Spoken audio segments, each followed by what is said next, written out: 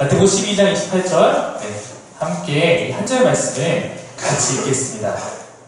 찾으신 분은 자기 성경책 보고 읽으셔도 우리 함께 같이 읽겠습니다. 시작! 그러나 내가 하나님의 성령을 힘입어 귀신을 쫓아내는 것이며 하나님의 나라가 이미 너희에게 임하였느니라. 아멘. 네. 우리가 그리고 아시겠지만 제가 하나님 나라라는 것을 굉장히 중요하게 여기고 있습니다. 그렇지만 우리가 중요하게 여기고 제가 중요하게 여긴다고 해서 장땡이 아니잖아요. 이것이 진짜 기독교의 진리라고 말하는 성경 안에서 그 예수님의 가르침 안에서 어떤 위치를 차지하고 있었나, 그것이 정말 우리가 눈여겨봐야 할 만큼, 주목해봐야 할 만큼 중요한 복음인가, 이것을 우리가 한번 살펴보는 것이 중요할 것 같습니다. 그래서 오늘 우리가 성경에 있는 몇 가지 말씀들을 보면서 과연 어떠한 것인지 그 답을 한번 찾아보려고 합니다. 여러분, 예수님의 공생애라고 불리는 시간이 있습니다. 공생애라는 것은 예수님께서 이 땅에 약 33년 정도 사셨는데 33년 가운데 모두 다 태어나자마자 복음을 전하고 이랬던 게 아니라 30살까지는 사실 예수님도 어떤 사역의 전면에 나서진 않으셨어요. 그렇지만 이제 30살부터 3년 정도를 이제 예수님께서 진짜 복음을 전하는 복음 전도자로, 설교자로 그렇게 살아갔는데, 그 시간에 공생애라고 말합니다. 그 공생애 3년 동안에 어떻게 하셨는지 오늘 좀 살펴보려고 합니다. 예수님께서 공생애 시작하실 때 제자들을 세우시면서 본격적인 사역을 시작하셨는데 그것에 대해 마태복음은 이렇게 증언하고 있습니다. 우리 한번 위에 있는 거 4장 23절 한번 여러분이 한번 읽어주시겠습니까? 시작! 예수께서 갈릴리에 들어다니사 그들의 사역하자 가르치시며 천국 복음을 전파하시며 백성 중에 모든 병과 모든 악한 것을 고치시니. 네, 마태복음 4장 23절에 보면요, 지금 보면 천국 복음은 하나님 나라의 복음이라는 것을 이제 아실 것 같고요. 이것을 가르쳤다라는 것이 나오는데 9장 35절은 앞에 모든 도시와 마을에가 온 갈릴리에와 그것만 바뀌고 사실 거의 비슷하게 다시 한번 이것이 기록되고 있습니다. 한글 성경에는 뒤에 약간 다르지만 헬라어로 보면 거의 똑같습니다. 이것이 즉 4장 마지막 뒷 구절 그리고 9장의 마지막 부분에 이렇게 등장하고 있는 건데, 그럼 그 사이에 4장 24절부터 9장 34절까지는 어떤 내용이 담겨 있는가? 바로 거기에 예수님께서 하셨던 가장 중요한 사역의 내용들이 담겨 있습니다. 마태복음 5장에서 7장은 예수님의 가르치신 내용, 흔히 산상순에 말하는 예수님의 가르침의 핵심이 들어가 있는 부분이에요. 하나님 나라에 살아가는 사람들이 어떻게 살아가는지, 즉 제자의 삶이 무엇인지에 대해서 다루고 있는 부분입니다. 그리고 8장에서 9장까지는 고치시는 사역들을 하세요. 대부분 귀신을 쫓는 사역부터 사역하는데 기적 이야기가 담겨 있습니다. 여러분, 많은 사람들이 예수님께서 이 땅에 오셔서 하신 것이 무엇인가라고 할 때 두 가지 말합니다. 가르치신가 고치신다고 말해요. 가르치시고 고치시는 사역을 했습니다. 여러분, 우리가 전에 나눴지만 기독교의 그 진리라는 것은 결국 우리가 지식도 필요하고요. 지식, 그리고 은혜도 필요합니다. 그래서 우리가 머리에 대해 이성적으로 때로는 우리에게 주시는 그 하나님의 역사하심을 또 경험하는 것으로 이런 두 측면이 있다면, 예수님도 마찬가지로 때로는 말로써 가르쳐서 깨닫게 하셨고요. 어떤 사람은 지식에 반응하는 사람들 있잖아요. 그렇죠? 근데 어떤 사람들은 이것이 지적으로는 안 믿어지고 내가 경험해야지 믿어지는 사람도 있기 때문에 또 그런 사람들에게는 직접 고치시면서 그들이 하나님을 경험할 수 있도록 그렇게 하셨어요. 이렇게 두 가지 사역을 통해서 하나님께서 예수님께서 복음을 선포하셨습니다. 자, 근데 아까 얘기했듯이 이 4장 24절로 이거 시작하기 전에 한번, 아까 이것이 끝난 구대 한번 이렇게 앞뒤를 샌드위치처럼 맨 위와 맨 아래를 싸고 있는 것을 이제 성경의 구조에서 인클로지오라고 합니다. 인클로지오라는 구조는 성경에 굉장히 많이 쓰이는 건데, 이것은 성경을 쓰는 사람이 일부러 그렇게 쓰는 거예요. 이 인클로지오는 이 마치 샌드위치 하면 위에 빵과 아래 빵 사이에 그 내용들 있잖아요. 그 내용들이 말하고 있는 핵심이 무엇인지가 앞에와 뒤에 걸로 정리가 되는 거예요. 즉 예수님의 가르치심과 고치심이 하는 이 예수님의 사람들이 결국 무엇이었는가? 이것이 바로 천국 복음을 갈릴리와 온 마을마다 전하는 하나님의 사역이었다라는 것을 말을 하고 있습니다. 즉 예수님의 가르치심도 예수님의 고치심도 다 하나님 나라의 복음을 증거하는 하나님의 방법이었다라고 설명하고 있는 것입니다. 마가복음에서는 이걸 이렇게 설명하고 있어요. 마가복음 처음 시작이 이렇게 시작하죠. 하나님의 아들 예수 그리스도의 복음의 시작이다. 즉 내가 여러분 마가복음이라는 것은 마가가 전하고자 하는 복음이에요. 마태복음은 마태가 전하는 복음이고 누가복음은 누가의 복음, 요한복음은 요한의 복음입니다. 자신들이 각자 고백하는 복음이 무엇인가 이걸 할 때 마가는 내가 전하고자 하는 복음은 하나님의 아들 예수 그리스도의 복음이라고 말을 하고 있는 것입니다. 근데 그 예수께서 오셔서 전하신 첫 번째 복음의 말씀이 무엇이냐면 예수님이 이렇게 말씀하신 거예요. 이르시되 때가 찼고 하나님의 나라가 가까이 왔으니 회개하고 복음을 믿으라 말을 하고 있는 것입니다. 즉 예수님께서 전하신 복음의 내용이 하나님 나라 이것이 가까이 왔으니 너희가 회개하고 빨리 이곳으로 오라라고 초청하고 있다라는 이 하나님 나라의 복음이 예수님 사역의 가장 중요한 복음이었다 증거하고 있는 것입니다. 누가복음에서 이렇게 말합니다. 한번 같이 읽어볼게요. 시작. 예수께서 이르시되 내가 다른 동네들에서도 하나님의 나라 복음을 전하여야 하느니 나는 이 일을 위해 보내심을 받았노라. 아멘. 예수님께서 아버지 하나님께서 나를 이 땅에 보내신 이유가 무엇인가? 하나님 나라의 복음을 증거하기 위해서 내가 이 땅에 온 것이다 말을 하고 있습니다. 리데이보스라는 학자가 있는데요. 그 학자는 예수님의 설교를 분석하면서 예수님의 설교에서 하나님의 나라가 가장 핵심적인 것이다 말을 합니다. 그러므로 하나님 나라를 우리가 바로 이해하는 것이 예수님의 메시지를 이해하기 위한 선제적인 조건이다 라고 그는 설명하고 있습니다. 실제로 여러분 예수님의 비유를 다시 한번 이제 오늘부터 눈여겨 살펴보면 예수님이 다시 비유하는 상당수가 천국은 마치 이와 같은 하나님 나라는 이런 것이다 라고 하면서 시작하는 경우가 많습니다. 즉 그 비유가 하나님 나라가 어떤 곳인지 어떤 사람이 참여할 수 있는지 하나님 참여한 사람들은 어떠해야 되는지 이런 것들을 증거하는 데에 사용되고 있습니다. 예수님의 공생애가 아까 이제 3년이었습니다. 공생애 3년의 마지막에 여러분 뭐가 있었죠? 예수님의 십자가 사건이 있었죠. 십자가에서 달려 돌아가신 후에 그냥 그분은 죽어 계신 것이 아니라 그분은 부활하셨죠. 그리고 승천하시기 전까지 부활 이후 승천까지 약 40일 정도를 이 땅에서 머무셨습니다. 그리고 예수님에게는 이 땅에 머물러서 육체를 입으신 예수님으로서 사역할 수 있는 마지막 기회잖아요. 그 40일의 시간 동안 예수님은 먼저 십자가 사건을 도망가고 무너졌던 제자들을 회복시키러 다니시면서 그들을 회복시키며 전하셨던 곳이 있습니다. 그것을 성경은 이렇게 요약하고 있습니다. 해 받으셨다는 것은 십자가 사건을 의미하시는 거예요.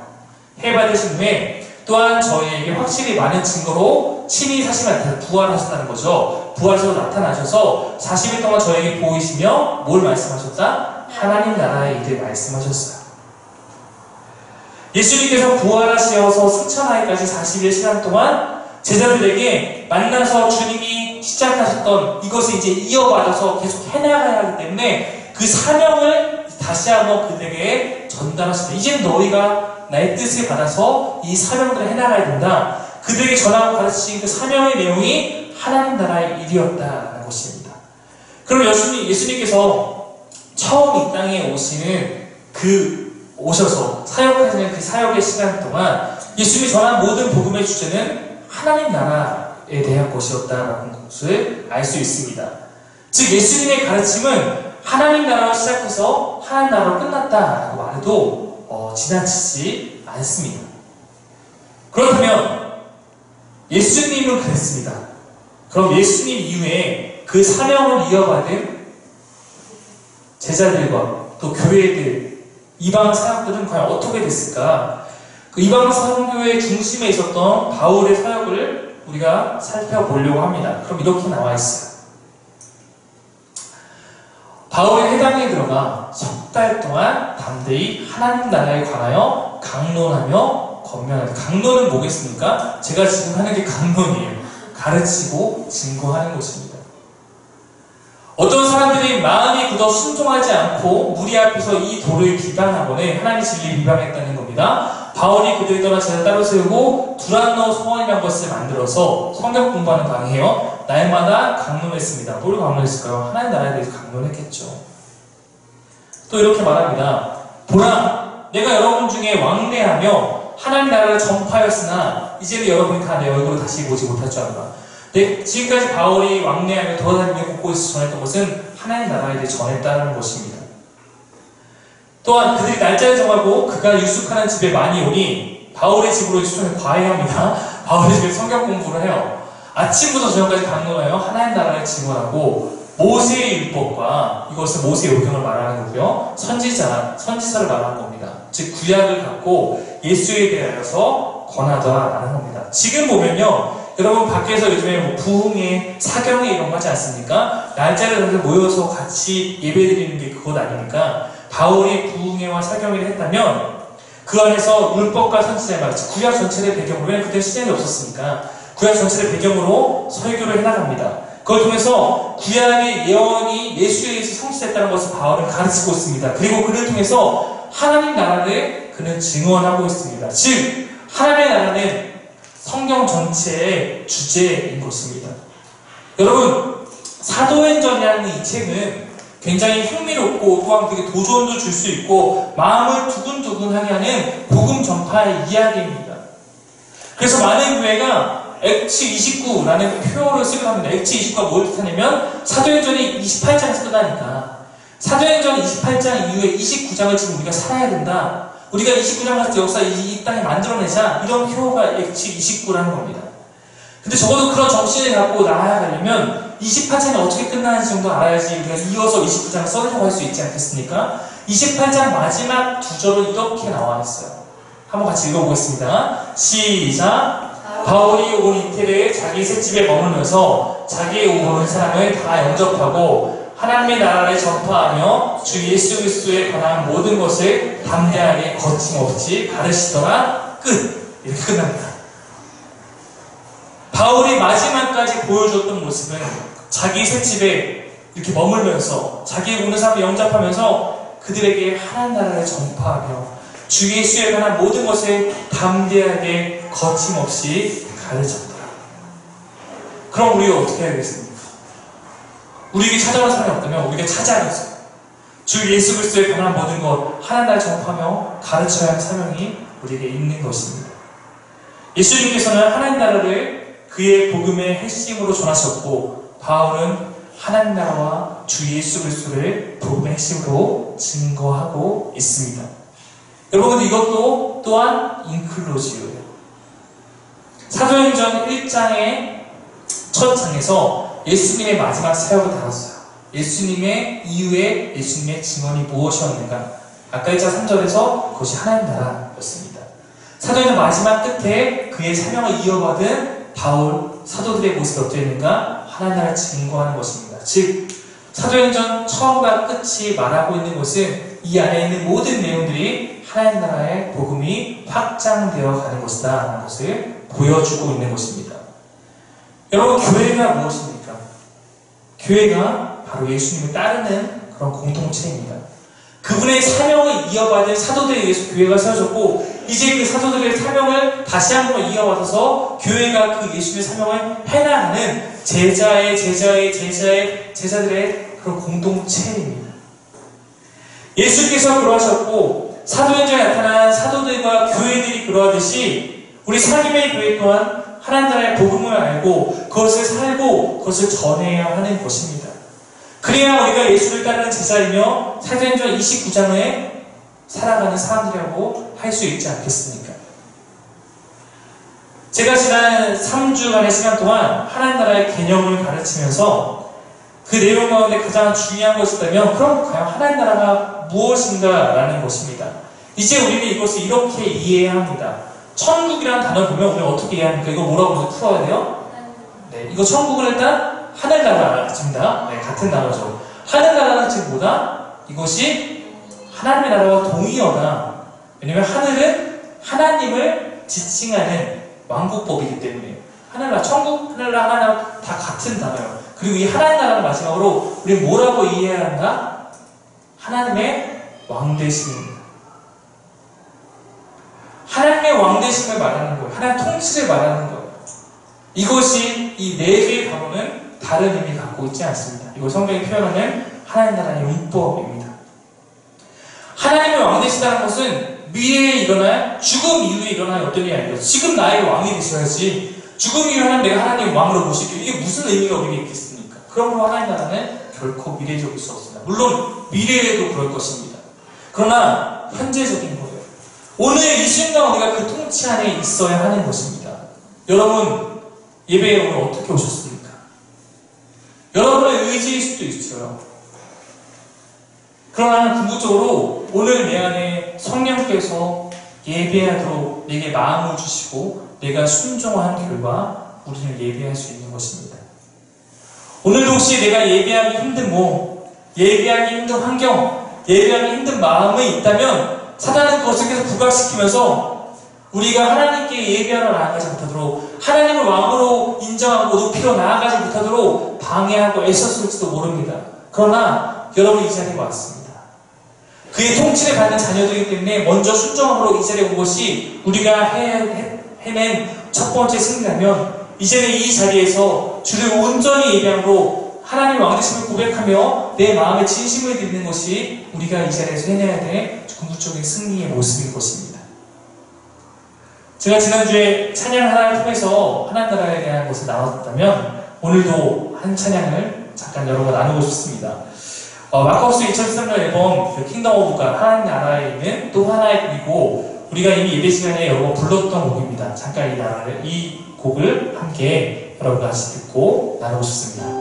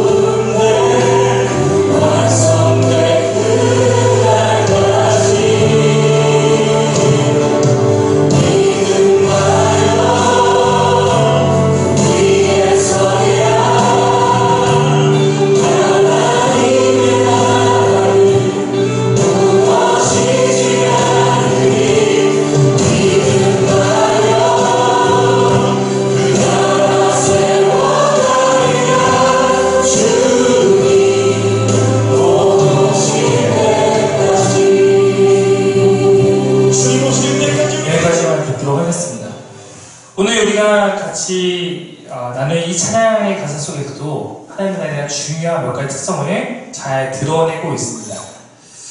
살펴보면요, 먼저 이곳에 임하신 하나님 나라 가난한 마음으로 바라보리라. 먼저 그 나라 깃들 구하며 나의 삶 드리리라는 가사에서 먼저 보여주고 있는 건 하나님 나라의 현재성입니다. 계속 말하듯이 하나님 나라는 이미 이곳에 시작되었다. 이곳에 이미 임하였다라는 것입니다. 이곳에 이미 하나님의 통치가 있지 않겠습니까? 그렇지 않다면 이것은 예배가 아니고 이것은 교회가 아닌 것이기 때문입니다. 가난한 마음으로 바라봐야 하는 이유에 대해서는 제가 앞으로 나누게 될 것입니다. 이건 잠깐 패스하도록 하겠습니다. 기억만 하고 있어요. 키워드가 가난. 하나님 나라 너무나 중요한 키워드입니다. 먼저 그 나라 깃들 구하며 나의 삶을 드리는 것, 이것이 당연히 하나님의 뜻이고 하나님 나라 백성이 되는 우리가 너무나 가져야 될 중요한 태도들이라고 할 수 있습니다. 주님이 맡기신 하나님 나라 믿음의 눈으로 바라보리라. 하늘의 뜻이 이 땅 가운데 완성될 그날까지 이미 임한 그 나라는 그 나라에 대한 사명은 주님께서 아까 우리에게 맡기신 것입니다. 이제 이 나라를 세워가야 할 것이 제자들을 통해서, 교회를 통해서 우리에게 주어진 하나님의 뜻입니다. 시작은 예수님께 하셨어요. 완성도 예수님 하실 것입니다. 그러나 그때까지 이것을 확장하고 이것을 높여가는 것은 우리의 몫입니다. 하늘의 뜻, 무슨 하나님의 뜻을 의미하는 것이고 그것이 이 땅 가운데 완성될 날이 있다. 완성이라는 것은 하나님의 굉장히 중요한 키워드입니다. 강유와 천예주. 네. 완성된 날이 있고 이것은 지난주에 나왔던 것처럼 예수님께 다시 오실 예수님이 뭐라고 하냐면 재림이라고 말합니다. 재림의 날이 그 완성된 날입니다. 그 날이 바로 하나님 나라의 완성입니다. 믿음 다해서 그 위에 서리라 하나님 나라 무너지지 않으리. 믿음 다하여 그 나라를 세워버리라 주님 오실 때까지.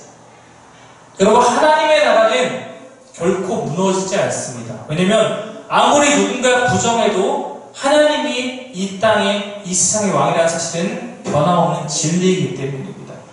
이것이 만약에 장벽으로 두르고 어떤 인간 왕을 세운 나라였다면 그 나라는 영원하다고 어느 누구도 자부할 수 없을지 모릅니다. 그러나 이 나라는 영원합니다. 이 나라는 무너질 수 없습니다. 하나님이 창조주이고 하나님이 이 나라의 왕이시기 때문입니다. 다만 이 나라의 백성이 필요한 것은 믿음을 다해 그 나라를 살아가는 것입니다. 믿음을 다하여 그 나라를 세워가는 것입니다. 주님이 오실 때까지 주님이 곧 오신다라고 표현하고 있습니다. 우리 어린 친구들 잠옷으로 들어가세요.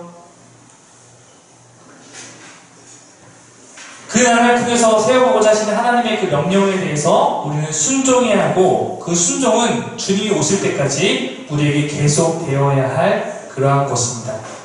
이렇게 이 찬양에는 하나님 나라의 현재성 그리고 그 하나님 나라의 완성을 향한 미래성이 잘 드러나고 있습니다. 다른 말로 표현하면 제가 지난주에 전했던 키워드죠. 이미와 아직이라는 하나님 나라의 두 키워드입니다. 하나님 나라는 이미 임했습니다. 그러나 아직 완성되지 않았습니다.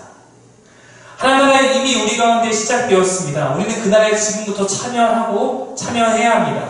하지만 지금 그 나라가 완성된 나라의 모습은 아닙니다. 그러나 그 나라는 반드시 완성될 것입니다. 그 나라는 결코 실패하거나 패배한 채로 미완성되지 않습니다. 이것을 깨닫지 못한 사람들이 있었어요. 성경에서 그래서 그들은 이렇게 묻습니다. 바리새인들입니다. 한번 같이 한번 읽어볼까요? 시작! 바리새인들이 하나님의 나라가 어느 때에 임하나이까 묻거늘 예수께서 대답하여 이르시되 하나님의 나라는 볼 수 있게 임하는 것이 아니요 또 여기 있다 저기 있다고도 못하리니 하나님의 나라는 너희 안에 있느니라. 바리새인들은 하나님의 나라가 임한다는 의미를 깨닫지 못했기 때문에 그럼 언제쯤 그 나라 옵니까? 이렇게 묻고 있습니다. 근데 그 자리에서 누가 서 있어요? 하나님 나라의 근원 되시고 시작하면서 예수님이 있어요. 근데 그분한테 묻는 거예요. 근데 하나님 나라가 언제 와요? 묻고 있어요. 그러니까 예수님이 말씀하시는 거예요. 여기 있다 저기 있다 하는 게 하나님 나라가 이미 너희 안에 있다.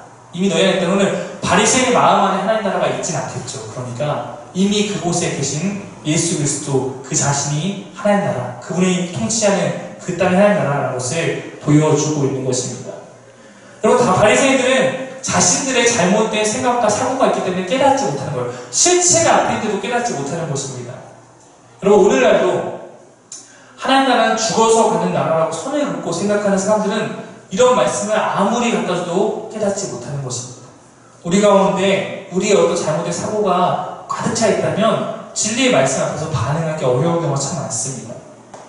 그래서 오늘 말씀에 하나님께서 예수님이 이렇게 말씀하시죠. 오늘 아까 봤던 말씀인데 내가 하나님의 성령의 힘으로 귀신을 쫓아내는 것이면 하나님 나라가 이미 너에게 임하였다. 하나님 나라가 이미 너에게 임한 증거 가운데 하나가 무엇인가? 나로 말미암아 귀신이 물러가는 것이다. 근데 아시겠지만 여러분, 예수님 사역 가운데 귀신 쫓는 일이 굉장히 많았어요. 그 얘기는 곧 이미 하나님 나라가 시작되었다는 것을 반증하는 것입니다. 그것 자체가 하나님 나라가 임한 것을, 하나님 나라가 이미 임한 것을 의미합니다. 왜냐면 귀신의 통치, 악한 영의 통치가 하나님의 왕권의 통치 앞에 무너져간 증거이기 때문입니다. 또한 성경은 이렇게 기록하고 있어요.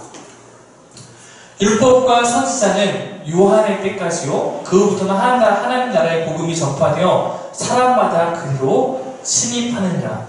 여러분, 제가 아까 율법과 선지자라는 표현은 뭐에 대한 표현을 말했습니까? 구약 성경을 말하는 겁니다.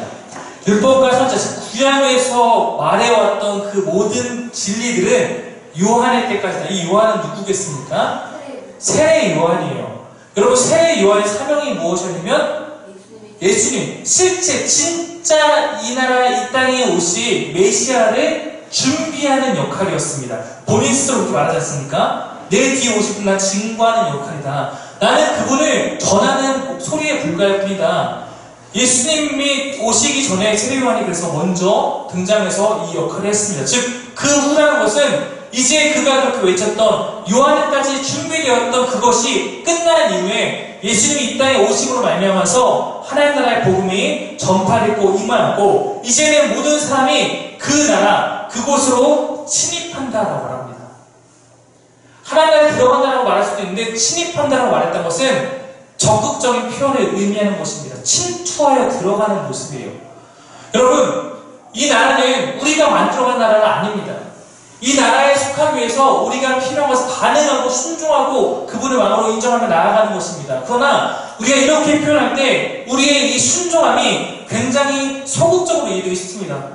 하나님 나의 손님을 그때 난 손을 살짝 잡아주고 이러는 정도로 이해하기 쉽지만 사실 이제 우리가 이 앞으로 하나님 나라와 제자들에 대해서 배워가겠지만 그 제자에게 요구되는 그 제자가 꿈꾸고 그 제자가 각오해야 되는 어떤 결단을 다짐해야 될 그것들은 결코 쉽지 않습니다. 하나님 나라 살아간다는 것은 쉬운 것이 아닐 수 있습니다. 좁은 길이라고 성경 말을 하고 있지 않습니까? 그러므로 그냥 나는 하나님이 언젠가 나를 초청하면 나 그냥 살짝 발 하나 들어올래 이 정도가 아니라 적극적으로 내 마음에 결단을 갖고 하나님 나라를 향해서 나아가야 한다는 것을 성경은 침투에 들어가는 것처럼 이렇게 말을 하고 있는 것입니다. 이미 임하신 하나님 나라 그리고 그 하나님 나라로의 초청 이 나라는 그의 백성과 함께 완성을 향해 나아가는 그런 나라입니다. 그것이 하나님 나라입니다. 여러분, 다른 말로 구원도 우리에게 이미와 아직입니다. 구원도 이미 우리에게 시작되었으나 아직 완성되지 않은 우리 가운데 있는 여정입니다. 하나님 나라와 구원이 별개의 문제가 아니기 때문입니다. 하나님 나라에 거한다는 것이 구원받는 것을 의미하기 때문입니다. 그러므로 성경은 이렇게 말하고 있습니다. 그러므로 나의 사랑하는 자들아 너희가 나 있을 때뿐만 아니라 더욱 지금 나 없을 때에도 항상 복종하여 두렵고 떨림으로 너희 구원을 이루라. 끝났어가 아니라 구원을 향해서 계속해서 준비하고 나아가라 라고 말을 하는 것입니다. 우리 가운데 구원의 시작에 대해서 예수님께서 이미 오셨지만 최종적인 구원의 그때까지 우리 가운데 그 구원의 여정 안에서 견디고 인내해야 되는 그런 사명들이 있습니다. 완성의 나라에까지 나아가야 되는 순종함이 있습니다. 이 모든 가정들을 표현할 수 있는 한 가지 역사적인 사건의 예를 들고 마치려고 합니다. 아마 이 역사적 사건이 가장 이 관계를 잘 이해하는 사건이 아닐까 생각합니다. 여러분, 우리가 디데이라는 표현을 많이 씁니다. 디데이 다 아시죠? 네. 그러고 보니까 우리 준우 D- 그렇지 않은 것 같은데 네. 디데이라는 여러분 의미가 무엇입니까? 혹시 아시나요? 어떤 정해진 날로부터의 어떤 목표를 향한 그 시간들을 의미하는 그 목표를 지금 디데이라고 하죠. 또 여기 디데이라는 것을 사전에 찾아보면 거기 보면 이것이 어떤 역사적인 사건에서 유래됐다라고 써있어요. 예. 이 디데이 역사적 사건이 무엇이냐면 이것은 전쟁 용어입니다. 전쟁의 작전명이었어요. 바로 제2차 세계대전에 나온 이야기입니다. 여러분 아시다시피 이 제2차 세계대전은 연합군과 독일의 전쟁이었습니다. 아시겠죠? 연합군은 이제 미국을 중심으로 한 그런 연합 세력이었고, 이제 이 반대 세력은 이탈리아, 독일, 일본 등이 있었지만 가장 대표는 독일, 히틀러, 나치 정권이었잖아요. 원래 이 전쟁에서 독일군의 그 공세에 다 쫓겨나서 지금 이 유럽 전체가 독일군의 그런 휘하에 들어가 있고, 연합군은 영국으로 물러나 있는 때였습니다. 이 독일을 정복하고 이 전쟁에 일어나기 위해서는 다시 유럽 대륙으로 진출해야 되는데 그거 쉽지가 않은 상황이었어요. 그래서 이 전쟁의 성패를 가르게 된 사건이 바로 상륙작전. 우리 마치 6.25 때 인천 상륙작전이 그 시발점이자 최후의 반격의 기점이 된 것처럼 연합군의 이 제2차 세계대전의 승리의 발판은 노르망디 상륙작전이었습니다. 영국과 붙어있는 프랑스의 경계선에 있는 지역을 말해요.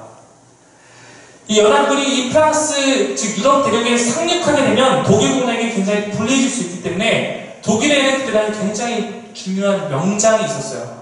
사막의 여러 불리는 롬멜 장군이라고 있었습니다. 독일의 롬멜 장군은 이것만 막자.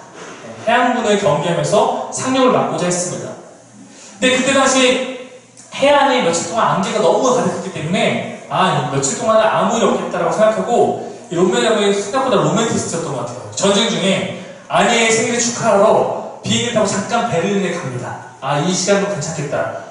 베를린 나가는 그 틈에 롬멜 장군이 아무 일 없을 거라고 비운 그때를 틈타서 1944년 6월 6일에 바로 D-Day를 정하고, 원래는 6월 5일이었다고 해요. 6월 5일이 작전명 D-Day였어요. 근데 안개가 너무 심해서 하루 늦춰서 6월 6일을 D-Day로 만든 다음에 연합군의 아이젠하워 장군이 이제 노르망디의 상륙작전을 감행하게 됩니다. 함선 1200척, 항공기 1만 대. 그 다음에 상륙해서 달려갈 수 있는 것이 4,126척의 정이 있었고, 수송선 804척, 특수자격차로 편성된 연합군이 15만 6천 명이 거기에 떨어지게 됩니다. 이 어마어마한 군사가 노르망디 상륙작전을 성공함으로 인해서 유럽 대륙에 진출하게 되었고, 이 날을 역사적으로 D-Day라고 부르게 된 것입니다. 이 D-Day 상륙작전으로 인해서 사실상 전쟁은 연합군의 승리로 굳어지게 됩니다. 그러나 여러분, 곧바로 전쟁에서 승리를 거두게 된 것은 아니었습니다. 연합군이 프랑스에 상륙한 이후에도 독일군의 저항은 계속되었고 힘든 전투를 계속해서 해나가야 했습니다. 그러나 결국은 그 전세는 역전되지 않고 연합군이 나치의 독일에 이기고 제2차 세계대전에 승리하게 됩니다.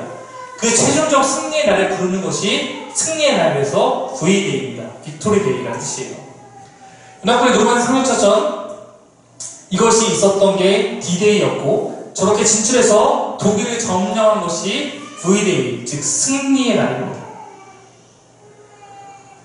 여러분, 예수님께서 성육신하셔서 이 땅에 오셨습니다. 이 땅에 있던 악한 세력, 이 땅을 통치하고 있다고 믿었던 악한 세력들에게 그날은 바로 D-Day와 같은 날이에요. 예수가 이 땅에 오시는 것. 바로 구약은 그 D-Day를 계속해서 예언하고 있는 거예요. 준비하고. 그 D-Day를 계획하신 분은 하나님입니다. 사단은 예수님의 성육신에 환영받지 못할 만한 사건을 만들어 놓고 몇 번의 죽을 고비를 만들어 놓고 죽이려 노력했습니다. 그러나 예수님께서 이 땅에 오신, 신이신 하나님께서 인간에게 오심으로 이 땅에는 그 순간 하나님 나라가 이미 선포된 것입니다. 아까 얘기했듯이 이것은 구약 전체를 통해서 이미 준비되어 있던 D-Day였습니다. 인류가 하나님과 떨어져 나간 그 순간, 창세기 3장에 범죄에 의해서 하나님 나라에 더 이상 살지 못하게 된 그 순간 바로 하나님께서 이 D-Day를 준비하고 계셨습니다. 창세기 3장 15절이죠. 이미 여자의 후손인 예수 그리스도를 준비하시면서 사단과의 한판 승부를 예고하셨습니다.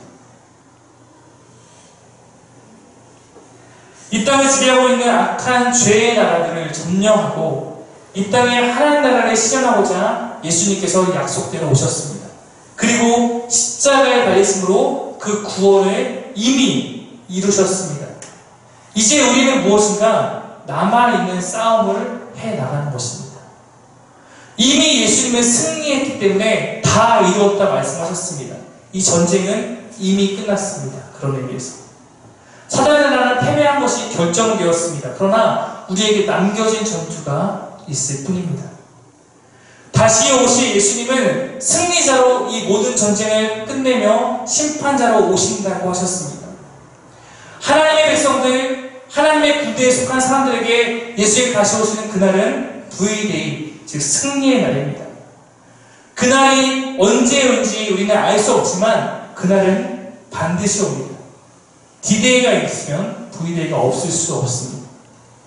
죄로 인해 죽을 수밖에 없는 우리에게 주님이 찾아오셨고 승리의 길을 열어주셨습니다.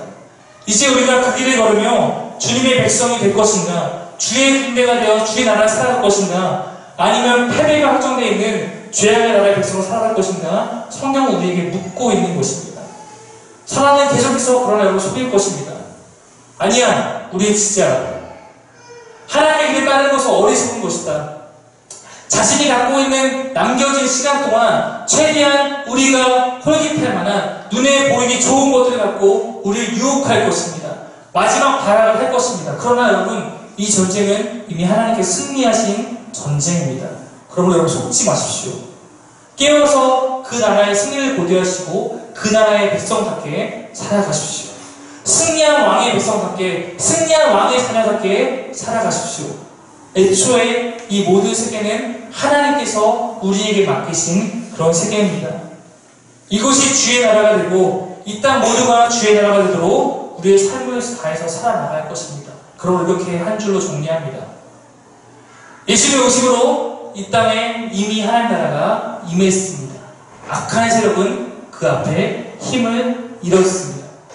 그러나 우리는 아직 최후의 승리의 그날을 남겨두고 있습니다.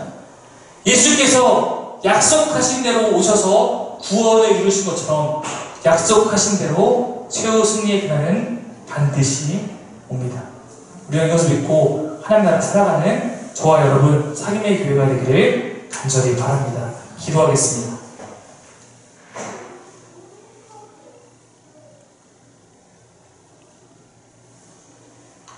성경 전체를 통해서 하나님의 역사가 어떻게 이루어지고 있는지 우리가 이 짧은 시간 통해서 살펴봤습니다. 하나님 말씀을 따라서 살펴봤던 이 모든 시간들이 우리 안에 잘 정리되어서 내가 이제 이 말씀에 합당한 자녀로 살아갈 수 있도록 우리 삶의 원동력을 더하여 주옵소서.